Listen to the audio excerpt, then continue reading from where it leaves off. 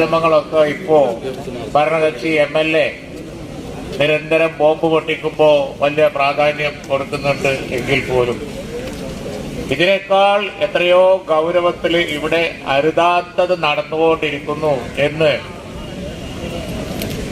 ജനങ്ങൾ വാലോകർ മുഴുവൻ അറിയുന്ന അത്ര ഉച്ചത്തിൽ ഞങ്ങൾ ഈ പ്രശ്നം ഉയർത്തിപ്പിടിച്ചതാണ്. ഇവിടെ അരുതാത്തത് എന്തോ നടക്കുന്നുണ്ട്. ഒരാളെ ജിബ്രി ആ കുട്ടിയെ കസ്റ്റഡിയിലെടുക്കുന്നു. കസ്റ്റഡിയിലെടുത്തിട്ട് എങ്ങോട്ടാണ് കൊണ്ടുപോയതെന്ന് അറിയില്ല. എവിടോ കൊണ്ടുപോയി പീഡിപ്പിച്ച് വശാക്കി അവശരാക്കി അവസാനം മരണപ്പെട്ടപ്പോ കസ്റ്റഡിയിൽ നിന്ന് പോലീസ് സ്റ്റേഷൻ മരിച്ചു നിർക്കാടുണ്ടാക്കി എന്തൊക്കെയോ ചെയ്ത് പോസ്റ്റ്മോർട്ടം മാനേജ് ചെയ്യാൻ നോക്കി ഇപ്പോ പുറത്തു വന്നുകൊണ്ടിരിക്കുന്ന ഇതിനേക്കാൾ ഭയാനകമായ രീതിയിൽ സാധാരണഗതിയിൽ സംഭവിക്കാൻ സാധ്യതയില്ലാത്ത നമുക്ക് കേട്ടുകേൾവിയില്ലാത്ത കാര്യങ്ങളൊക്കെ ആ കൊലക്കേസിൽ നടന്നിട്ടുണ്ട് എന്നുള്ളത് ഞങ്ങളൊക്കെ വളരെ ഗൗരവം MSFും അതുപോലെ തന്നെ യൂത്ത് ലീഗും അതിനെ തുടർന്ന് ലീഗ് അത് ഏറ്റെടുത്ത് UDF ഏറ്റെടുത്ത് ഞങ്ങള് കോൺഗ്രസും ഒക്കെ എല്ലാവരും വളരെ ഗൗരവമായി ഞങ്ങൾ അന്ന് ഈ വിഷയം അവതരിപ്പിച്ചതാണ്.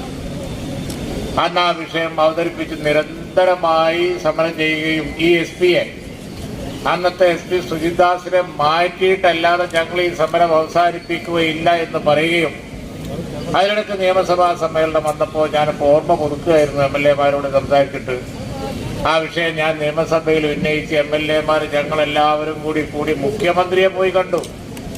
മുഖ്യമന്ത്രിയെ കണ്ടുപോയിട്ട് അടിയന്തരമായി അദ്ദേഹത്തിനെ മാറ്റണം, അവിടെ അരുതാത്തത് പലതും സംഭവിച്ചുകൊണ്ടിരിക്കുന്നു എന്ന് പറഞ്ഞു. ഉടനെ തന്നെ മാറ്റാം എന്ന് ഞങ്ങളോട് സമ്മതിക്കുകയും തിരിച്ചു വന്ന് ഞങ്ങൾ മാറ്റിക്കൊള്ളാമെന്ന് പറഞ്ഞ നിലയിലുള്ള കാര്യങ്ങൾ പാർട്ടി അറിയിക്കുകയും ചെയ്തു. പക്ഷേ മാറ്റുന്നത് കാണാനില്ല. പിന്നെ കുറേ ദിവസം കഴിഞ്ഞപ്പോൾ നീട്ടിക്കൊണ്ടുപോയി തന്നെയാണ്.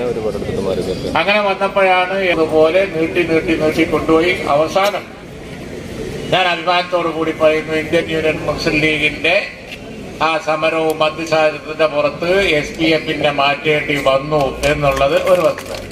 മാറ്റി പിന്നെയും പോയിട്ട് ഇങ്ങോട്ട് തന്നെ വരാൻ നോക്കി.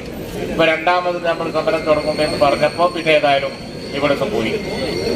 അപ്പോഴേ ഞങ്ങൾക്ക് മനസ്സിലായി ഇദ്ദേഹം വളരെ അസാധാരണമായി പ്രവർത്തിക്കുന്ന ഡിപ്പാർട്ട്മെന്റിൽ വാസ്തവത്തില് ക്രിമിനൽ ആക്ടിവിറ്റീസിന് നേതൃത്വം കൊടുക്കുന്ന ഒരാളാണ് എന്ന് ഞങ്ങൾ അന്നേ പറഞ്ഞത്. ഇപ്പോ ആ വിവരങ്ങള് അവരുടെ ഇടയിൽ നിന്ന് അണിയറയിൽ നിന്ന് തന്നെ പുറത്തു വന്നപ്പോഴാണ് എല്ലാവരും ഇതേപ്പറ്റി അന്തപ്പെട്ട് നോക്കുന്നത്. അൽസലാമ ഐ ഹോസ്പിറ്റൽ 21 ലക്ഷത്തോളം സന്തുഷ്ടരായ ഉപഭോക്താക്കളും 2 ലക്ഷത്തോളം തിമിര ശസ്ത്രക്രിയകളും പൂർത്തിയാക്കിയ മലബാറിലെ ഏക കണ്ണാശുപത്രി. ലോകോത്തര നിലവാരമുള്ള ചികിത്സാ സംവിധാനങ്ങൾ, എല്ലാ നേത്രരോഗ ചികിത്സാ സൗകര്യങ്ങളും വിദഗ്ധരായ ഡോക്ടർമാരുടെ മേൽനോട്ടത്തിൽ.